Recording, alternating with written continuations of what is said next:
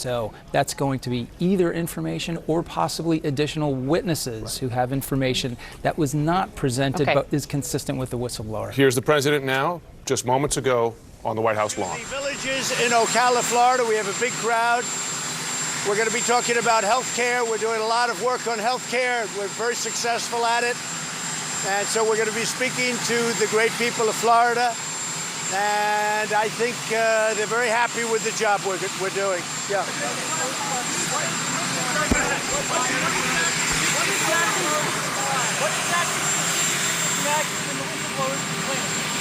What? Well, if you look at the whistleblower's complaint, it's totally inaccurate because the conversation that I had was absolutely perfect. And most people that have read it say the same thing. The whistleblower never saw the conversation. He got his information, I guess, second or third hand.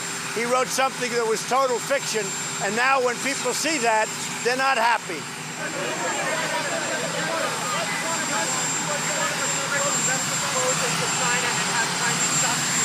Well, we're looking at a lot of different things. China's coming in next week. We're going to have a meeting with them. We'll see. But we're doing very well. Some of the numbers, I think, are being affected by all of the nonsense, all of the politics going on in this country by the Democrats. I call them the do-nothings. They do nothing for this country. They don't care about this country. But the numbers really are looking very good going into the future. So we'll see. I have a lot of options on China. But if they don't do what we want, we have tremendous power. Mr. President, what exactly did you hope Zelensky would do about the Biden after his phone call? Exactly. Well, I would think that if they were honest about it, they'd start a major investigation into the Bidens. It's a very simple answer. They should investigate the Bidens because how does a company that's newly formed and all these companies, if you look at, and by the way, likewise, China should start an investigation into the Bidens because what happened in China is just about as bad as what happened with Ukraine. So I would say that President Zelensky, if it were me, I would recommend that they start an investigation into the Bidens because nobody has any doubt that they weren't crooked. That was a crooked deal, 100%. He had no knowledge of energy, didn't know the first thing about it. All of a sudden, he's getting $50,000 a month, plus a lot of other things. Nobody has any doubt. And they got rid of a prosecutor who was a very tough prosecutor. They got rid of him. Now they're trying to make it the opposite way, but they got rid. So if I were the president, I would certainly recommend that of Ukraine.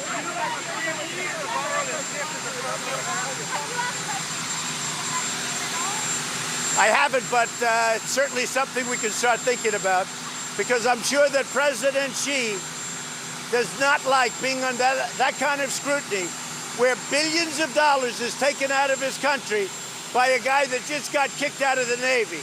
He got kicked out of the Navy. All of a sudden, he's getting billions of dollars.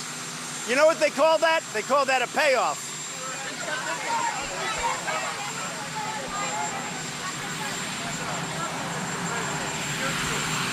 The White House complied with any congressional subpoena associated with the whistleblower. Well, I leave that to the lawyers. I can say, though, that Schiff has now been proven to be a liar. We've known it for 3 years because they've been trying to impeach for 3 years. He's a liar. He's a stone-cold liar. So I leave that to the lawyers. That's up to them to decide. But the whole investigation is crumbling. Yeah. Can you still work in Congress and get other work done? I can. Yeah, I can. I can. How? You can't, I can.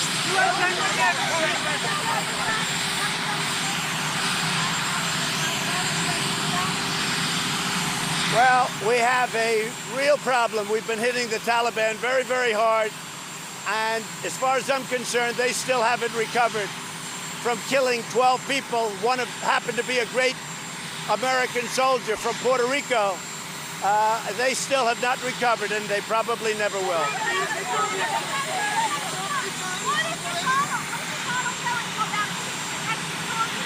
No, but I read Mitch McConnell's statement yesterday, and he read my phone call. And as you know, he put out a statement that said that was the most innocent phone call he's read. And I spoke to him about it, too. He read my phone call with the president of Ukraine, Mitch McConnell. He said, that was the most innocent phone call that I've read. I mean, give me a break. Anybody that reads it says the same thing. And the only people that don't understand it is when they look at the false, fabricated, fraudulent statement made by Shifty Schiff.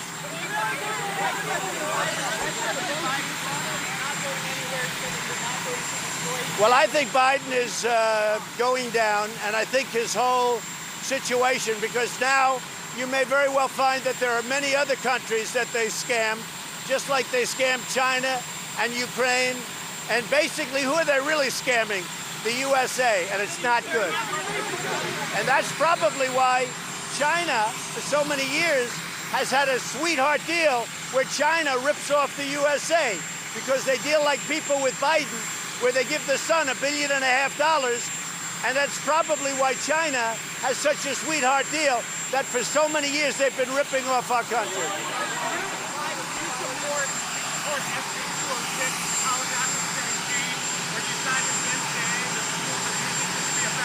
We're looking at it. We're looking at it very closely. It's under study.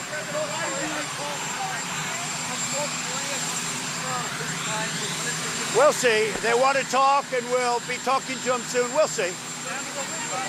So I'm going to, yes? Why did you recall the U.S. ambassador to Ukraine? Was she a problem? Why did you recall her? I heard very bad things about her. And I don't know if I recalled her or somebody recalled her, but I heard very, very bad things about her for a long period of time. Not good. Thank you. I'll see you in Florida. I'll see you all in Florida. Well, there you have it. The president who's now being investigated by the House for pressuring a foreign leader to investigate his potential political opponent has just in plain sight asked two countries to investigate his political opponent, not just Ukraine, saying he would absolutely thinks they should investigate Biden, but China as well. We should note China and the U.S. in the midst of high-stakes trade talks. I think you're right. It's very notable. So the Chinese delegation is going to come to Washington next week amid these tariffs and trade talks. And the president just said, and I quote, China should start an investigation into the Bidens. Listen, as a practical matter, China will look at this as a bargaining chip in those high-stakes, multi-billion-dollar trade talks investigating political opponent. It's remarkable. Andy McCabe spent a long time in the DOJ. Is it illegal for a sitting U.S. president to publicly state their, listen, these foreign countries, an adversary should investigate my political opponent? Well, before we get to the legality of it, let's just note how utterly, what a departure this is from everything we've experienced to this day, right? The president is primarily responsible for protecting American citizens. So to hear the president suggesting, exhorting, pushing a foreign nation, especially one that doesn't have the greatest reputation of rule of law and democratic protections to people under investigation, pushing that country to investigate a U.S. citizen is a remarkable departure from anything we're used to. Good point. It's an authoritarian state with no rule of law. So, and on the legal front, which Jim's right to ask that question, let me read you what we just heard. A reporter asked, Mr. President, what exactly did you hope Zelensky would be able to do about the Bidens? Repeating the Jeff Mason question that he wouldn't answer yesterday. Quote from the president, I hoped if they were honest about it, they would start an investigation into the Bidens. There's that on Ukraine. There's what I just read about this ask of China now. The legal question becomes, is it legal? Could it be seen as an FEC violation, a campaign donation?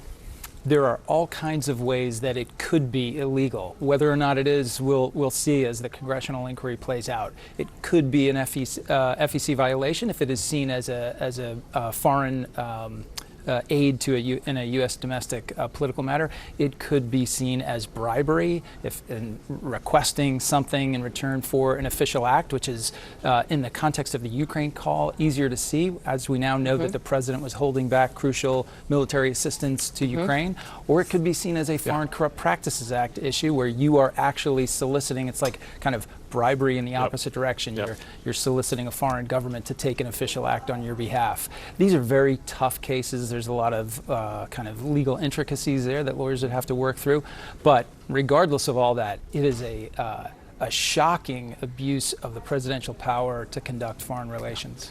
Listen, we have Jeremy Diamond here, Dana Bash, Sahil Kapoor as well. Dana Bash, the president and his allies have spent the last several days claiming the whistleblower complaint, which said that the president was pressuring a foreign government to investigate his opponent, was false, questionable, etc. And the president walks out on the White House lawn and says, yes, Ukraine should investigate my political opponent, and by the way, so should China.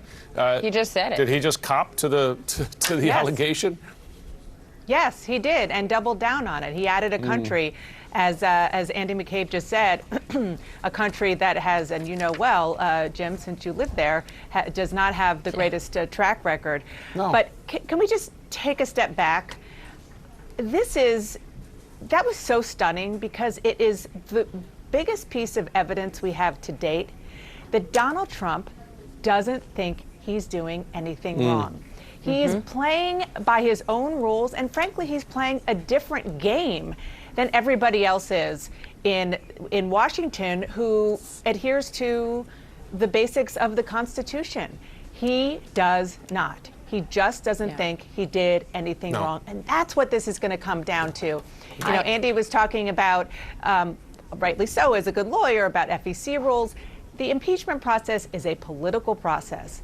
The Democrats in the House are going to look at that, just as they have looked at the transcript and now out of the president's own mouth, saying, yes, I am asking foreign countries to investigate my political opponent.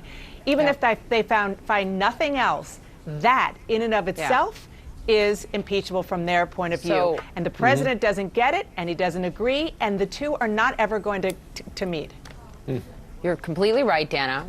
But add on top of that what we know, and that is that Monmouth poll showed it, that Max Boot brought up earlier. The fact that this week, 40% of Republicans in this country do not believe that the president asked the president of Ukraine to investigate the Bidens, despite the transcript and despite the president saying it. So what does this, Dana, change anything on that front? I mean, do those 40% of Republicans get their news from conservative cable, from conservative media? And if they do, they're not even going to hear that. They're only going to hear Democrats are trying to unfairly stage a coup. Democrats are trying to steal the election. And they're not even going to hear what you just said, what the president just said, and certainly not in the context that it should be heard, which is the president saying that Ukraine and even China should investigate his political opponent. They're not even going to hear what that actually means because they're going to hear it filtered through conservative media. Okay, Sahil, so what about sitting members of U.S. Congress, of the Republican Party, who to this point, virtually across the board, though not entirely, have sat on their hands and remained silent? The president just said it on the White House lawn. Ukraine and China look into my political opponent, while at the same time, and again, you got to fact check the president repeatedly because he unleashed a series of uncorroborated claims against the Biden as he did that. But set that aside for a moment, Sahil. Does this move the dial for sitting members of U.S. Congress who've sworn an oath? Well, Jim, it's a remarkable thing. The president just said out loud what was allegedly the most damning thing in the call that sparked the impeachment inquiry. So that certainly, as Dana pointed out, gives Democrats a lot to work with. Now, will Republicans move? It's a complicated question. The sources I'm talking to on Capitol Hill say there's not a ton of movement, that in the Senate especially, if the vote were to be taken now, there would be not a single Republican vote to convict the president. They are concerned about his rhetoric. They always are. But the recent surveys that show the country moving toward impeachment, especially independent and Democratic voters moving toward impeachment, show Republicans still overwhelmingly by about a margin of 90% or so opposing it. So they are listening to the president. The president is running the same playbook here as he did on the Mueller probe, which is to attack the investigation, to undermine the process, and to create a counter narrative in which he and by extension his supporters are the ones being victimized. So if Republican voters believe that, I suspect the dial is not going to move a whole lot in Congress. Jeremy, Dana's great reporting overnight, and Jamie Gangel, that, you know, the GOP, many members of the party are freaked out now and they don't know how the White House is handling this. Is there any strategy right now? How much harder did the president just make their job inside the White House? He makes it a lot harder, especially when he once again says the quiet part out loud. And I think that is kind of the big point here, is this is what the president tries to do very often in terms of normalizing his past behavior. He is trying to normalize what he said on the call with the Ukrainian president in private, asking him to investigate the Bidens, by saying it in public, and saying it in public about China as well, because when you hear the president say it out loud, you say, well, this can't be impeachable. He's saying it out loud. He's saying it in public. He has no qualms about pressuring other countries to investigate his political rivals. And so what we're seeing is the president trying to move the dial once again, and that goes to that understanding of Republicans and his base. They see him saying this, they're going to think that it's all right. Well, he called on Russia to hack his political opponent in 2016. Russia, if you're listening, suppose we shouldn't be surprised. Good point. The question is, will he be held accountable politically? That's the ultimate question here. Guys, thanks to all of you. Quite a few moments from the White House lawn. We'll be right back.